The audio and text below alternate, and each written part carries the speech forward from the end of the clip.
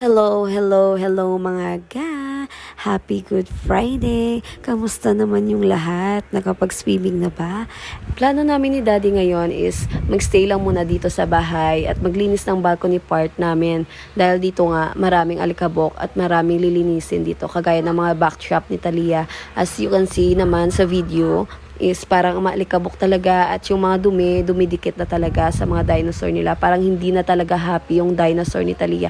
Kaya ito, kuskus na kuskus si Mami para makuha at para maging happy na din si Talia.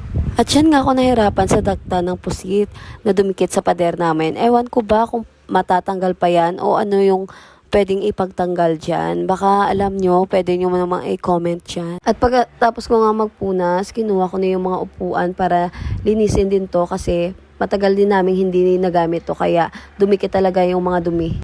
At ang dumi-dumi talaga parang hindi na talaga makukuha. Tawag dito sa amin is tarike na Mahirap talaga tong tanggalin. At grabe yung kuskus dito para makuha lang pero ganun pa din, meron pa ring naiiwan na dumi. At hindi ko nga alam kung paano talaga linisin to na talagang makukuha talaga yung mga tarike niya. Eto na siya after 30 minutes namin yung paglilinis. Talagang grabe talaga yung kapit ng dumi dito or tarike. As you can see, meron pa talagang mga dumi-dumi dun. Eto na nga, dito na kami sa pangalawang upuan. Sabi ni Daddy parang ayaw niya nang tapusin to kasi parang useless din naman yung pagkukuskus namin kasi hindi naman talaga natatanggal totally yung mga dumi. Kaya sabi niya, ito na lang daw siya maglilinis kasi ang dumi-dumi naman talaga ng pader namin dito kasi ito talaga yung apektadong part pag umuulan kasi yung second floor namin wala pang canopy or wala pang bubong kaya dito talaga pumupunta lahat ng ulan galing sa second floor namin.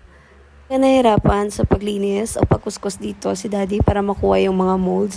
Pero makikita mo naman, nag-iiba na din yung kulay ng pader namin. Gawan nga ng mga molds na dumikit na. Pero magagawan pa yan ng paraan. Pipinturahan lang namin ulit. Pit na nga kaming matapos ni Daddy. At heto na nga, nagising na din yung anak naming makulit.